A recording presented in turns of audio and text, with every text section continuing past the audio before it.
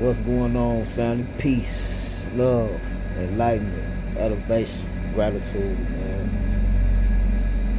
I am self-proclaimed J Hooks the Great. And this is EIESC, man. Enough is enough. Spiritual connection, man. First and foremost, just want to thank everybody that still been in tune with the channel. Still been getting some more subscribers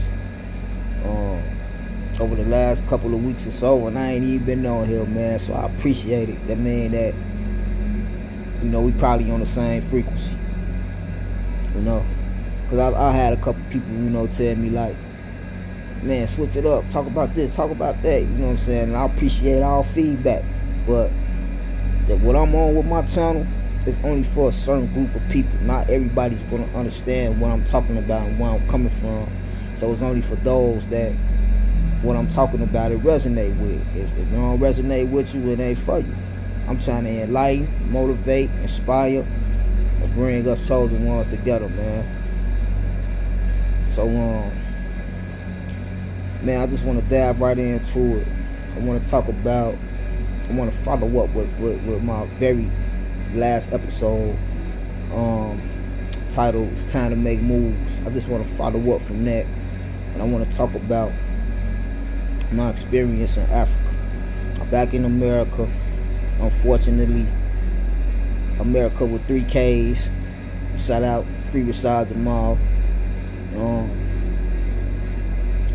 Due to bad planning on my end, but everything happened for a reason. I'm grateful for the experience that I had out there, and I'm just back at the drawing board, So, but anyway, let me dive right into it. I will say this: going to Africa, I honestly, I wouldn't recommend it for everybody. I wouldn't recommend it for everybody. It's definitely got to be something that's in your heart. It definitely has to be. You definitely have to be an open-minded individual. And let me dive into that, real quick, and why I feel like that, because out there, I did see the poverty side of Africa that they always show on TV. You know what I'm saying? The commercials that they used to come on. I don't know if they still come on. I don't watch TV no more.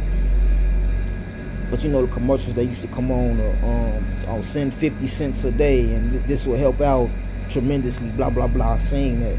I seen those type of setups, those type of environments where people was literally had little small, look like 1-room shacks. Just something, literally look like something just to go in there to lay in and sleep in. You know what I'm saying? On the side of the road. Shacks with families living in it. So I did see the poverty side of Africa. But I also seen the wealthy side of Africa. And it's gorgeous, man. It's gorgeous. I did not experience, a lot of people like to say, see, I'm happy to be one of the many that can debunk the lies and rumors that we hear as Americans about going to Africa. And I know one of them is, everybody's so rude and they don't like Americans out there. You're gonna get scammed. Everybody is so poor. Those are some of the typical rumors that I heard that was used to try to deter me from going. But I was not deterred from going. I was greeted with nothing but love. The moment I got off, I went to Kenya. I spent time in Nairobi and Nanyuki. That's more of like the countryside of Kenya. So I can't speak for, obviously for all of Kenya or all of Africa. I could just speak for the part that I was at and what I experienced for myself. And within that, like I say, as soon as I got off the plane to Kenya, um, immediately I heard "Welcome Home," and it was by accident, kind of. I was going through the process. Lady sent me to another line, ended up in the wrong line, had to come back to her again, and she said, "Oh, you know what? I thought you was already from here. You have to go into the, I think it was like the international visa line or something like that, or visitor visa line or something like that." And when she seen that I wasn't from there already, she welcome home. And so that just put a big smile on my face and on my soul and on my spirit, because I know somebody else that went to Africa, another brother, and he heard the same thing, had the same experience. So when she got off the plane, they told him welcome home. So I heard it immediately, me getting off the plane, and just numerous of times throughout my stay. I was there for almost 2 months. And unfortunately, like I said, ran out of cash. I had a game plan going out there. I really planned on staying out there and not coming back, to be honest. But because I knew I wanted something different with my life, right? I knew I wanted to do something different, man. But things didn't pan out exactly how I planned it. Ended up having to come back, which was okay, because it give me time to go back to the drawing board, man. It give me time to get my priorities straight, because I was literally obsessed with going to Africa. Like, nothing was more important to me than making that move, than getting out there, than seeing it for myself, than going against everything I've heard, everything I've seen on TV. You know what I'm saying? I wanted to see for myself, because everything everybody was telling me, that's not how I felt inside. I didn't feel like I was going to experience all that bad stuff, and I didn't. I seen beautiful landscape. Everybody was friendly, welcoming. The customer service was different than the customer service out here. As far as it was this one particular store I used to go to, and I took a picture of that spot. I got it on my Instagram, and man, it was uncomfortable for me at first going to this store, because they do everything for you. Like, you literally just walk in there and just tell them what you want. They just grab everything, put it in the cart for you, ring it up for you, and just give you your total. You know what I'm saying? So I'm not used to that. I'm like, whoa, I got it. I'm still trying to help and push the cart around myself, because I'm used to being out here in America and and doing all that on my own, doing my own shopping, and you know what I'm saying? And then they help you bring the stuff out to your car, all that. Very helpful with helping you find what you need. That's what I experienced.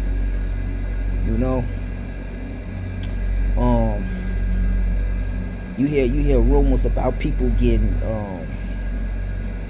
conned and scanned, and I ain't gonna lie, I'm not gonna front my move. Like, I'm always gonna give it to y'all raw.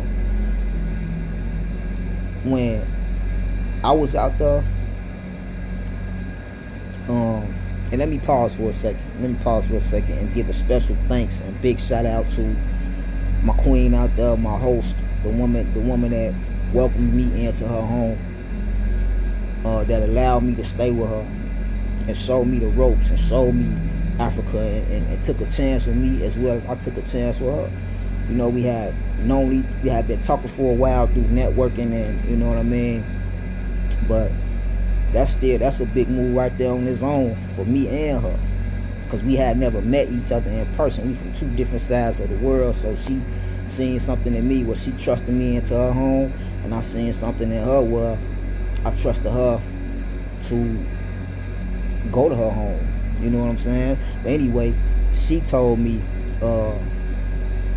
yeah, guys out here, they get raped, and some people have been scammed. Some people have sent all their money from America, sent all their money out here, told some people to build some stuff for them, but then they come out here and they get out there, and everything they paid for is not complete. So I mean, that's gonna happen. Even she had an experience herself. You know, she paid for some gardening to get taken care of, and we went to check to see what the progress, and they had done nothing. And she's a native. She's actually from Kenya. So it's not no, oh, they just trying to play Americans, and man, the whole world is messed up, man, due to this money system that we all fell spell under.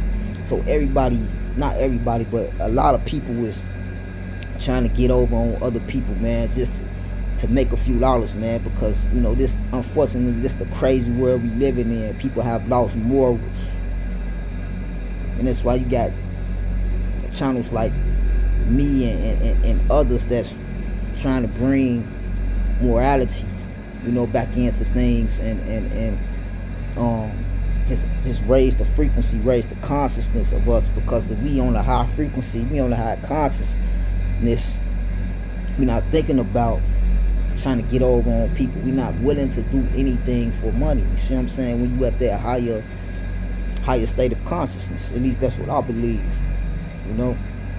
So my point is, even her being a native, she got kind of scammed. But here in America, you could get scammed. So I don't understand the whole, oh, don't go to Africa because you'll get scammed. You can get scammed right here in your own, like, where you from? Like, I don't like. So we just gotta stop with the closed mind and the small thinking, man. You can get scammed anywhere in the world. You can get robbed anywhere in the world. Anything bad can happen to you anywhere in the world, but it's what you make of it. It's your mentality going to a place. That's why I said, to be honest, I don't think going to Africa is for everybody, because if you're going out there with an American mindset and you having expectations, right, of how you think things should be or should go, you already, you're gonna have a bad time, you know. Because when I first got in traffic, right, they first came pick me up, you know, the first thing I noticed that I didn't like, just to be honest, was the traffic. Bumper to bumper. Bumper to bumper. When I tell you all the cars was driving like this, I can't make this up. Bumper to bumper. Everybody cutting everybody off like it's normal. I mean, people literally, we in this lane, somebody just hop in front like it's nothing. I'm sitting in the back seat. I'm looking at my driver. He's sitting they drive on the right. So I'm sitting in the back seat. I'm looking at my driver. He cool, calm, collected. I'm also, my man, I'm just sitting back observing. Oh, damn, that's how they get down out here? Everybody cut everybody off, everybody ride bumper to bumper. I'm like, man, that's the first thing. I'm like, I don't know if I could get used to that. Because, you know, out here, we don't play that. Like, all that cutting off and bumper to bumper. Like, that's a pet peeve. But, man, I hate people being right behind me in traffic. You know what I'm saying? And I know it's a lot of other people like that too. So that was a turn off for me immediately. But that was not enough for me to be like, oh, Africa messed up, and oh, the traffic is terrible out here, and blah blah blah. Immediately I drove through seeing, because I had to get picked up in the city, Nairobi. Again, I stayed out in the country part of Kenya, Nanyuki. About 3.5 hours before I would drive to the country. So you can imagine some of the scenery that I seen, you know, getting to the country. But the main thing I want to talk about with my experience, man, is the opportunity and the chance for growth. So much land out there that's available for sale. I seen what 40 acres look like. And when I tell y'all, that's enough space to build a small neighborhood, a small community. Bro, fam, sis, it it just made me realize even more what are we doing out here in America. And don't get me wrong, man, America has its beautiful parts. America not all bad, but what I think I hate about America the most, you know what I'm saying, is the fact that this rat race that we all in. Just having to get up, work 5, some people work every day, having to get up and having to work 5 to 7 days a week, man. We got people that's doing 60, 70, 80 hours a week of work, man, and still don't feel like they no slave. People don't feel like they no slave because they can work their ass off all day, all night, get a couple of hours of rest, and then go buy something, some gadgets, and feel like they doing something. Feel like we doing something because we bought a bunch of materialistic stuff. But here's why I think you a slave at. Because call off. Be sick for longer than they tell you can be sick for. But you only get like a couple of days of sick days, right? Mess around, be sicker than that. And you need more, you need 3 days instead of 2. You're gonna come back to a write-up. And I'm saying this from real experience. I'm not making this up. This literally, I'm not gonna put the job out there, the person out there, but I've literally experienced this myself. A job I was working for. Older guy. He was sick for like 2 days. He needed another day off because he just wasn't feeling it. Mind you, the job was very strenuous, very physical, very energy draining. I'm saying this from experience. I had to pop pain pills just to go to sleep at night. It was beating my body so bad. Real talk, when I first started. Older man, needed 2 days off, needed an extra day. That man came back to a write-up. I can't make this up, man. Now, if you consider that freedom, then hey, again, my videos resonate with who they resonate with. If you consider that freedom, cool, I'm not talking to you. But if you know, like, yeah, that's some BS, then we on the same page. You know, that's what I don't like about America so much, man. And even if you buy a house, you could buy straight cash, paid off, you still gotta pay property tax. So that means you still gotta pay property tax, you still gotta, you know, plumbing and all, light bills and all that. So you still gotta have, how do you own your home? How do you own your land? See, my dream going out there was getting some land, getting 40 acres. Getting 40 acres and building a community that's ours. Where we growing our own fruits, vegetables, crops. Cause that's what we really get up and work for, right? We really get up and go to work so we can have shelter and food in our stomach. At the end of the day, that's the bare minimum, that's the basics of what you get up and go to work for. But imagine if we had all that acquired. Imagine if we had a house, beautiful home, shelter paid off. Imagine if we was all in a small network community, a small neighborhood. Imagine if we was all growing our own crops, everybody working together to maintain the crops. So we got plenty of food, we got food in abundance. And we know it's not GMOs or none of that crap. Because we're growing it, and then we growing it with love. So that like real talk, when you just like the same way when you cook, you know what I'm saying? I said stepmama, big mama cook, you know what I'm saying? And she really put her love into that kitchen, and you know what I'm saying? Your mama, your daddy, when they really put that love in that kitchen, that's why they say you put your foot in this, because it was cooked with love. So imagine growing your crops with love. You're going to get that love right back in return in your body. You see what I'm saying?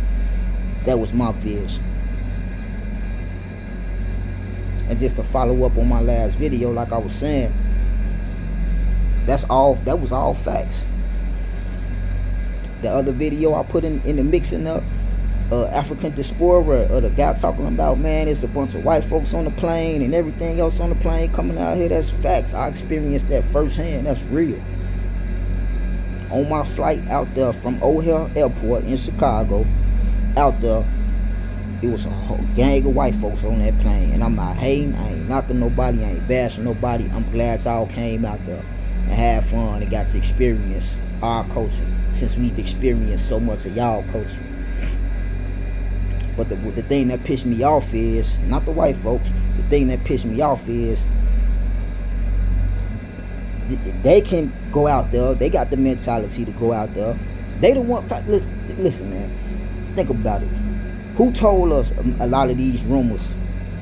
Who's in control of the TVs to broadcast these images into our minds of Africa being messed up? Oprah just got a television network, right? But before that, who was in control? Who was signing off and giving permission to put these images out there of what shaped Africa, the image of Africa for us? It wasn't no melanated people. So this is what I mean when I say they're the ones, and I'm not blaming all white folks, but they're the ones that told us Africa this, that, and the third. But yet they're going out there, experiencing it, enjoying it, buying land. The 40 acres I seen, right next to it was another 40 acres, and behind that was another 40 acres. White man owned that one, Chinese man owned that one. Bantu man, aka black man, owned the 40 acres that I seen, but he's looking to sell it. Who you think probably gonna come back? Possibly an Indian. I don't know, cause I seen a lot of white folks out there, I seen Chinese people out there, Indian people out there, all going out there starting businesses. Matter of fact, that fruit store I was just telling y'all about with the great customer service from Bantu people, it was Bantu people working it, but the man that owned it was an Indian man. And my thing is this, man, why can't our own people come together, put our money together, go out there and start buying land and start buying businesses, creating businesses and developing wealth for ourselves, man? And then we gonna be looking down the road 20, 30 years from now, and we not gonna own nothing even more so than we do now. But at least, you know, we got some people out here that's starting to buy land and starting to own businesses and things like that. But I just don't see how so many of us are comfortable and content with other races of people buying land. They gonna be able to pass it down to their kids. What you gonna be able to pass down to yours?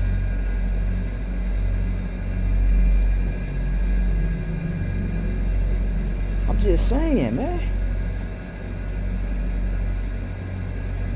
That was the whole mission, man. Me going out, and the mission not over. It's not over. It's just another setback, man. Other than shit, me, that's the story of my life. I'm used to that, man. I always got a setback, man. Always, man. I don't know why I signed up to always have setbacks, but it make me stronger. What they say, if it don't kill you, it make you stronger. So now I'm back here. I'm back in America, man. I've been back here for a couple weeks. You know what I'm saying? And I'm finally, you know what I'm saying, mustered up the strength to get back on my videos, and mustered up the strength to want to talk about my experience. Cause I ain't gonna lie, I was depressed. I'm still am a little bit. Having to come back here, man. I ain't want to come back here, man. I want my freedom, bro. Sis, king, queen, God, goddess. I got to experience that too out there. I wasn't getting up going to work every day out there, man. I was eating fruit in abundance. Starting out my day. I took some pictures of that too, put it on Instagram. I think I put a picture on YouTube too. Starting out my day every day, big bowl of fruit, man. Big bowl of fruit. Fruit that I never even heard of before till I got out there. Full. You hear me? working out every day, man. I was in the best shape of my life, man, out there. Because I was able to get a routine. I was able to work out the way I want to without having to worry about other crap. I was able to get up every day, every morning, and work out every morning, man. I was looking nice. I was looking fit. You know what I'm saying? So I got to experience, get a taste of that freedom. All I'm saying is, I want that for myself and for others, because I'm tired of riding around seeing my people, man, with this stress on their face, man. Smoking squares, smoking cigarettes after cigarette, man. Because we stressed out, worrying about bills and all this, man. And then, and for my people that's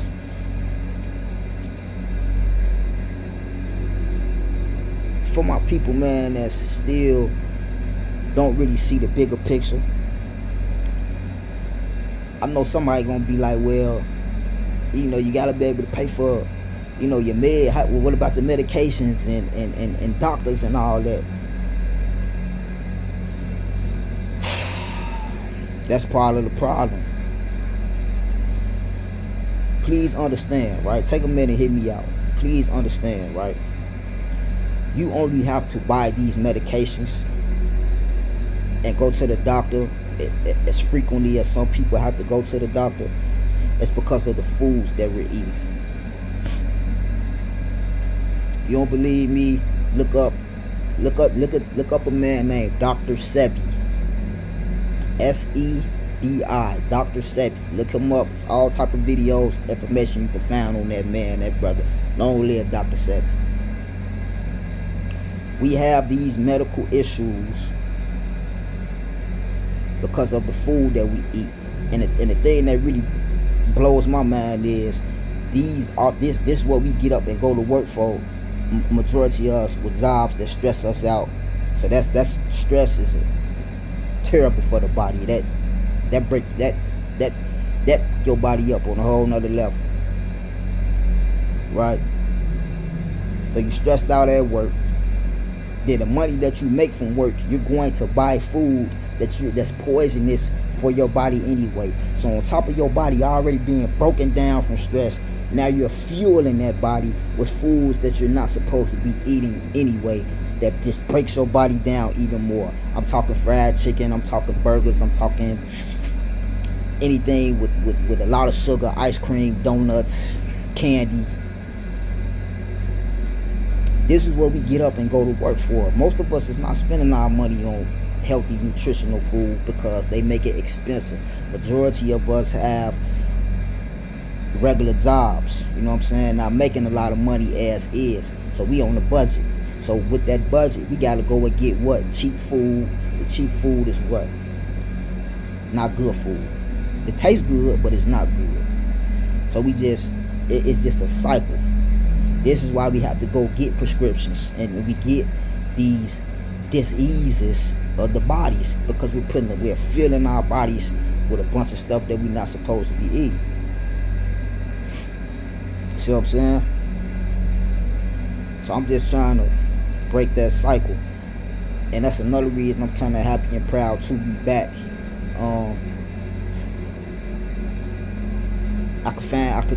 I could put in more work to find my tribe, man. Anybody, I'm still getting subscribers, so anybody that's on this type of time when I'm on, that see what I see, man, listen, I'm trying to do it on my own, and it's hard, man. Especially with a brother like me, always getting setbacks. I'm always fighting, man. And I'm tired, I'm exhausted. But what am I gonna do? Can't give up. So if we could just come together, man, get enough of us, man, to put our money together and purchase some land, start building our own crops. Growing our own crops, building our own homes. But we gotta play a part. We gotta play the game for a minute. We gotta play the game for a minute to get the money, the increments that we need to make all that happen. I'm trying to do it on my own. It's hard. But anybody that's tired of been a slave to the system, then I don't gotta say too much. You already know what type of time I'm on. You already know what I'm on. You know what I'm saying? Cause I want freedom. I want freedom and I want peace of mind. And I know I got sidetracked talking about other stuff. This is supposed to be about my experience in Africa, but I'm just trying to break down to y'all, man, of why going to Africa was so important to me. I want my fight for my freedom, for me and my children's children. I'm tired of this. I know other people is too, but the problem is, in my opinion, the problem is why a lot of people can't see the vision is because we've been too conditioned into believing how do we survive without hospitals and grocery stores and all of this. You know what I mean? Hope that makes sense. Because I'm only saying that because I had a conversation with a guy one time, like, man, what do you think would happen if everybody just stopped going to work? He like, oh man, I don't know. But see, the thing is, man, shout out to brother Billy Carson. I just watched an interview with him a couple days ago, and him talking about his tribes in Africa somewhere that has yet to have been touched by so-called civilization. They still live in the same way that they've been living years ago. They don't have school systems, they don't have hospitals, they don't have McDonald's on every corner, they don't have churches on every corner, liquor stores on every corner. They still living indigenously. I only bring that up to say they're surviving and living and thriving without all the stuff that we just really believe that we need. You see what I'm saying? To get by. We only have all these fast food restaurants and all this other crap because we don't have time to prepare our own food. We don't have time to grow our own crops. We don't have time to exercise and be healthy and take care of our vessels, our temples, because we too busy at work. By the time you get out of work, you beat, you drain, you exhausted. Then you still got to deal with family problems and issues. You see what I'm saying? And then get up, get a couple hours of sleep, and then get up and repeat the same cycle again the next day. But if we have more freedom, and our daily routine was getting up and watering the crops and making sure everything, you know, I don't even know how it works. I don't know how to grow crops yet. But, you know, I'm assuming, you know, you get up, you water them, you know, you do your little one too. But if it's a whole community of people working on that, it's easy. Then the rest of the day is yours to do what you want to do with. And if you spiritual, that's time to meditate. That's time to go within, dig deep, and seek and find answers. You know what I mean? Man, I had time to do all that out there. I had time to, it was so quiet and so peaceful, man. Like, just waking up, man, bro, waking up every day to just fresh air, pure silence. I was standing right next by Mount Kenya. I step on the front, look to the right of me, there go Mount Kenya. Over there was another mountain.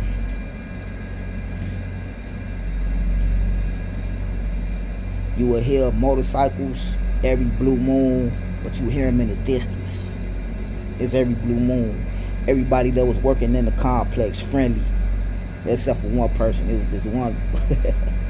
It was just one woman in particular, man, that I would try to, you know, get her attention through, you know, eye contact so I could speak, but she just never looked my way. I don't know what her deal was, but everybody else was cool. First couple of weeks of me being out there, I was speaking to everybody, but a couple of days later, everybody was speaking to me. We were speaking to each other, man. It was, man, I experienced nothing but love. It's getting kind of long, so I want to wrap it up. But I want to say one more thing if I get up out of here, man.